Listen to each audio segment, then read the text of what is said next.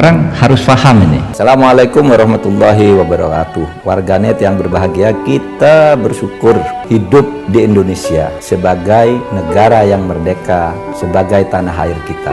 Mari cintai tanah air kita ini agar kita bisa melaksanakan perintah Allah dengan sebaik-baiknya. Dengan tingkat kepuasan yang akan sampai 82,2%, banyak yang meyakini, analis politik satu suara mengatakan bahwa Jokowi adalah Kingmaker 2024. Survei Indometer, Jokowi tak ingin legasinya dirusak oleh sosok yang tidak dapat dipercayai. Hasil riset lembaga survei Indometer menunjukkan kepuasan publik terhadap kinerja pemerintahan Presiden Joko Widodo mencapai 81,4%, dengan 9,6% diantaranya menyatakan sangat puas. Di tengah tingginya tingkat kepuasan publik yang menembus 81,4%, Jokowi menjadi faktor penentu dalam Pilpres 2024. Tetap tingginya tingkat kepuasan publik, bahkan mencapai rekor tertinggi di atas 80%, merupakan fenomena yang baru terjadi pada masa Jokowi. Pada pemerintahan sebelumnya, ketika masa jabatan 2 periode akan berakhir, hanya separuh yang merasa puas. Berbeda dengan para pendahulunya, Jokowi tidak bersikap diam dan berpangku tangan dalam kontestasi untuk memilih pemimpin nasional berikutnya. Jokowi mendorong sejumlah tokoh untuk maju, baik sebagai calon presiden maupun calon wakil presiden. Jokowi tidak ingin legasi pembangunan yang telah diletakkannya dirusak oleh sosok yang tidak dapat dipercayainya, bahwa para bakal calon presiden maupun bakal calon wakil presiden yang ingin berlaga pun harus memperhitungkan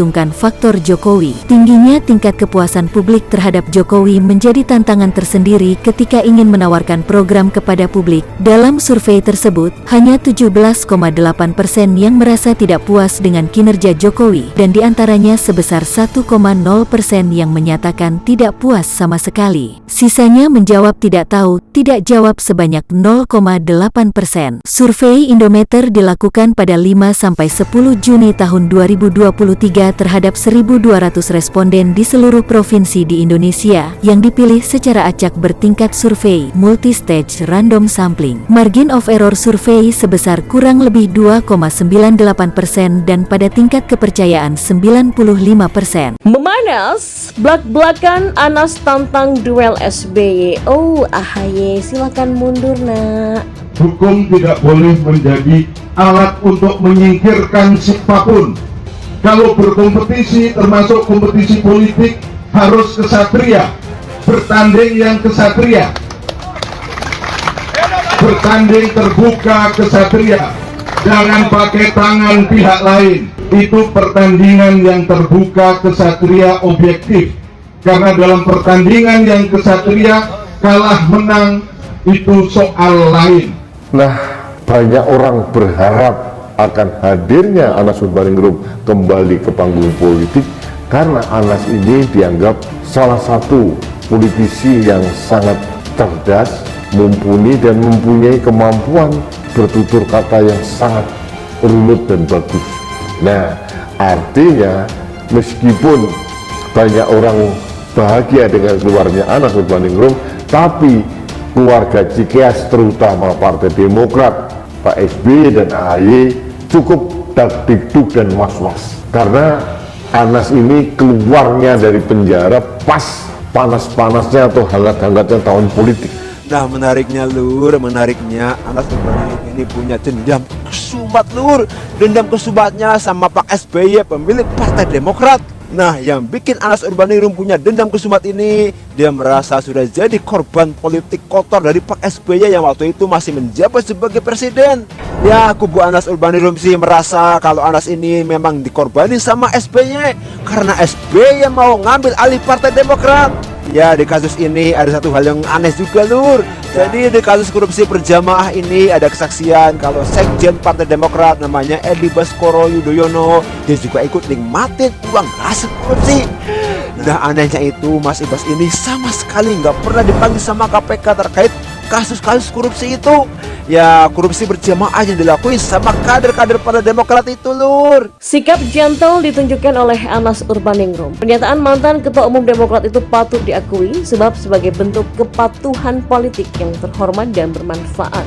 Dikatakan Anas Urbaningrum jika dirinya tidak akan berurusan dengan Agus Harimurti Yudhoyono, Ketua Umum Partai Demokrat saat ini pasca berakhirnya hukuman penjaranya. Mantan Ketua Umum PB HMI jelas-jelas sesumbar akan bertemu SBY untuk mencari pembenaran atas dirinya dijebloskan ke penjara 8 tahun di masa pemerintahan SBY periode kedua.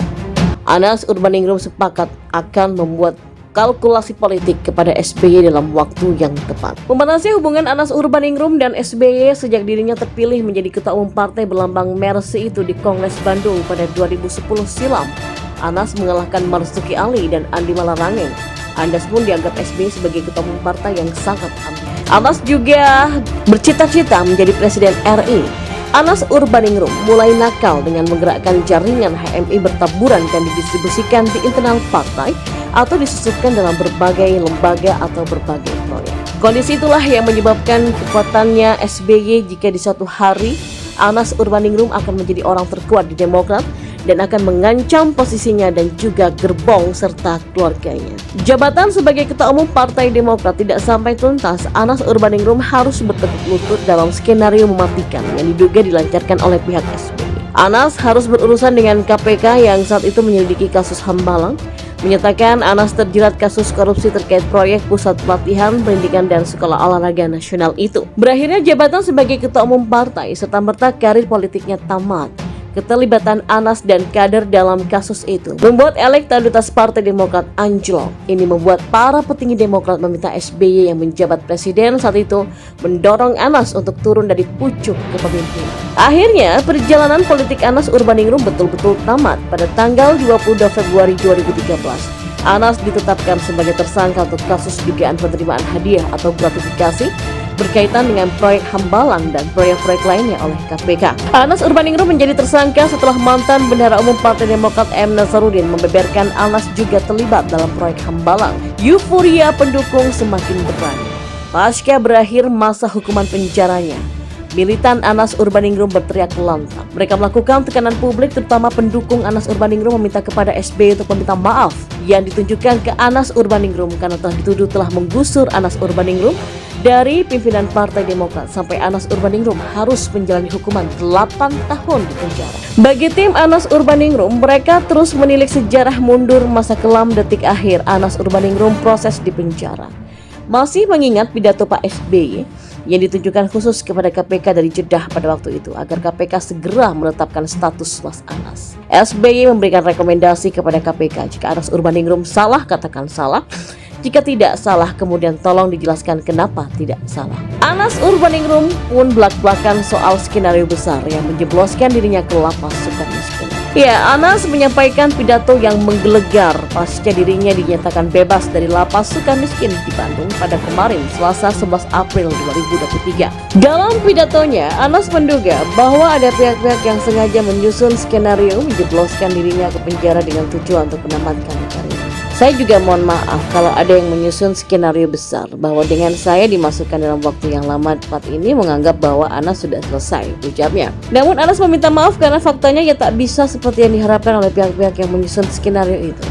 Menurutnya, skenario manusia tidak akan bisa mengalahkan skenario Tuhan. Anas juga menyampaikan permohonan maaf jika ada pihak yang beranggapan bebasnya dia hanya akan mendatangkan permusuhan dan pertentangan. Sebab Anas merasa apa yang dilakukannya hanya didasari untuk memperjuangkan keadilan. Saya tidak ada kamus pertentangan, permusuhan, tapi kamus saya adalah perjuangan keadilan.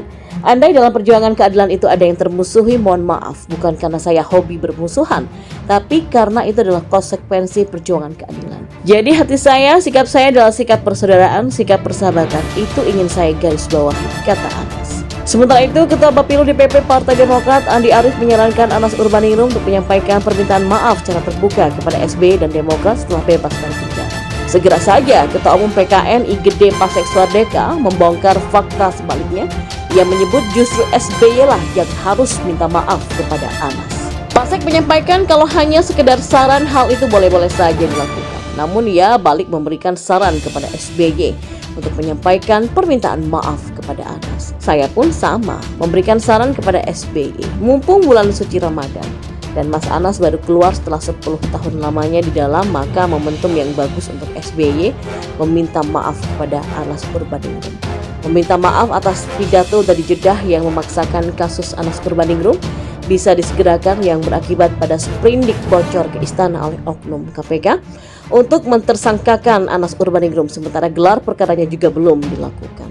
Kemudian, Pasek Suardika menyampaikan SBY juga harus meminta maaf atas upaya kudeta di Majelis Tinggi Partai Demokrat atas jabatan Ketua Umum saat Anas belum menjadi tersangka. Lebih lanjut, Pasek Suardika mengatakan masih banyak lagi yang harus dan sebaiknya SBY meminta maaf kepada Anas. Ia mengatakan semua harus menggunakan hati yang jernih dan tegar untuk mengakui semuanya. Ya, bagus juga kalau Andi Arief bisa membantu membongkar aksi kriminalisasi tersebut. Kalau tertarik, mari bantu Anas Urbaningrum untuk membongkar kriminalisasi selama ini dengan hati yang tulus. Sikap gentle ditunjukkan oleh Anas Urbaningrum. Pernyataan mantan Ketua Umum Demokrat itu patut diakui sebab sebagai bentuk kepatuhan politik yang terhormat dan bermanfaat. Dikatakan Anas Urbaningrum jika dirinya tidak akan berurusan dengan Agus Harimurti Yudhoyono, Ketua Umum Partai Demokrat saat ini pasca berakhirnya hukuman penjaranya. Mantan Ketua Umum PB HMI jelas-jelas sesumbar akan bertemu SBY untuk mencari pembenaran atas dirinya dijebloskan penjara 8 tahun di masa pemerintahan SBY periode. Anas Urbaningrum sepakat akan membuat kalkulasi politik kepada SBY dalam waktu yang tepat. Pemanasan hubungan Anas Urbaningrum dan SBY sejak dirinya terpilih menjadi Ketua Umum Partai berlambang Mercy itu di Kongres Bandung pada 2010 silam. Anas mengalahkan Marzuki Ali dan Andi Malarangeng. Andas pun dianggap SBY sebagai Ketua Umum Partai yang sangat ambisius. Anas juga bercita-cita menjadi Presiden RI. Anas Urbaningrum mulai nakal dengan menggerakkan jaringan HMI bertaburan dan didistribusikan di internal partai atau disusupkan dalam berbagai lembaga atau berbagai proyek. Kondisi itulah yang menyebabkan kekuatannya SBY jika di suatu hari Anas Urbaningrum akan menjadi orang terkuat di Demokrat dan akan mengancam posisinya dan juga gerbong serta keluarganya. Jabatan sebagai Ketua Umum Partai Demokrat tidak sampai tuntas, Anas Urbaningrum harus bertekuk lutut dalam skenario mematikan yang diduga dilancarkan oleh pihak tersebut.